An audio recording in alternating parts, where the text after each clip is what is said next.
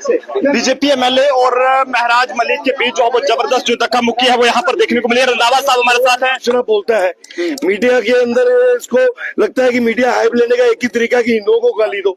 तो हमने संयम रखा हुआ था कि आज संभलेगा कल संभल जाएगा, और कई बार हमने इसको हॉल के बाहर भी मैंने इसको बताया कि थोड़ा संयम से बोला करो, हर बात बर्दाश्त नहीं होती है। आज भी इसने हमें देखा तो शुरू हो गया, ये गुंडे हैं, ये मुफ्ती के एजेंट हैं, कभी बोलते फिर इसने आज भी सोशल मीडिया पे बोला है कि हिंदू तिलक लगा के पाप करता है, हिंदू तिलक लगा के करप्शन करता है।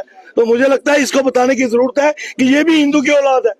ये अपने परदाते से अपने दाते का नाम पूछ ले तो मैं आपको यकीन दिलाऊं, ये किसी राम लक्ष्मण का बेटा होगा।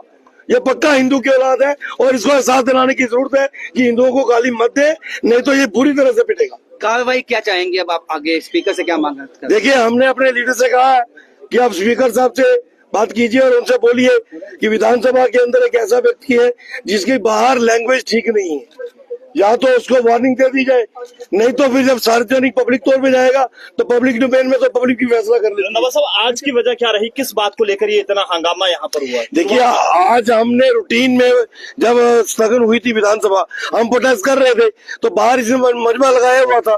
कुछ पीडीपी के लोगों के साथ इसका 2 दिन से क्लैश चल रहा है। वो इसको इसकी औकात दिखा रहे थे। किसी का इसने 12 लाख रुपया खाया है, उसने बताया कि इसके बाप ने इसको बेदखल किया है। ये बाप का भी नहीं है तो किसका होगा? तो फिर वहां इसने हमें देखा तो हमारी तरफ इशारा करके बोलने लगा ये गुंडे हैं जिन्होंने गुंडे लाए हैं। अब हम गुंडे लाने वाले होते तो फिर इसको डोडा से जम्मू न आने देते। ये भी कहा जा रहा है कि बीजेपी के जो 28 एमएलए वो गधे हैं, इस तरह इसने बोला हर बार ये 28 गधे जीत के आ गए। इसको पता नहीं है गधा आगे से भी देता है पीछे से भी देता है। अभी आपके द्वारा भी हाथापाई की गई है, थोड़े बहुत को थप्पड़ वगैरह भी मारे गए। नहीं, जो इसकी हैसियत थी वो डोज इसको मिली है।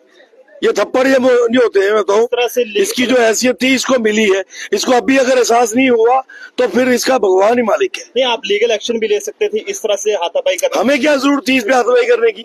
अब कोई मुंह पे आके हाथापाई करने शुरू हो रहे, मुंह पे गाली गलौज शुरू हो रहे, तो हम फिर लीगल कार्रवाई करने में समय लगेगा ना।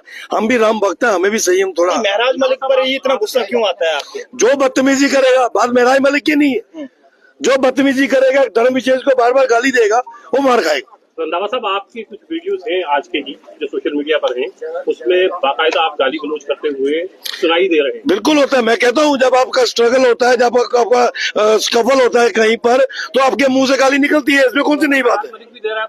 वो इंटेंशनली दे रहा था, वो स्कफल में गाली नहीं हमें दे रहा था। और वो रोज मीडिया के अंदर कुछ ना कुछ हिंदुओं के ऊपर प्रहार करता है। वो हिंदुओं के गाली देने का उसको किसने राइट दे दिया? क्या औकात है उसकी? महराज मलिक ने पिछले दिनों ये भी कहा था कि बीजेपी के एमएलए से रात को बीवियों से पीटते हैं और दोपहर को यहाँ पर आकर मर्द बनते हैं। हमें पता है बहन बेटियों को कैसे रखा जाता है।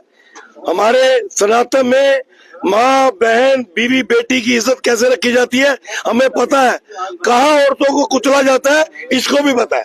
बिल्कुल, बीजेपी के एमएलए विक्रम रंधावा जी हमारे साथ थे। जिस तरह से आज असेंबली के अंदर जो है फिर से हंगामा हुआ, जिसमें महराज मलिक और बीजेपी के एमएलए के हवाले से बात करें तो इनके बीच जो भारी जो स्कफल था वो वहां पर देखने को मिला, जिसके बाद बीजेपी के एमएलए की तरफ से महराज मलिक को भी गाली गलौज किया गया और वहीं महराज मलिक द्वारा भी जो कई सारी बातें हैं वो यहाँ पर बीजेपी के एमएलए को यहाँ पर कही कि महराज मलिक ने बीजेपी के एमएलए के लिए ये कहा कि ये 28 गधे हैं वो यहाँ पर जीत कर आगे आए हैं बीजेपी की तरफ से। और वहीं रंधावा साहब ने ये कहा है कि महराज मलिक जो है वो हिंदू की औलाद है। लोग अपने अपने सुझाव जो है वो कमेंट्स में जरूर साझा करें। देखते रहे जम्मू ट्रिब्यून के अभिषेक के साथ नरेंद्र सिंह ठाकुर, जम्मू।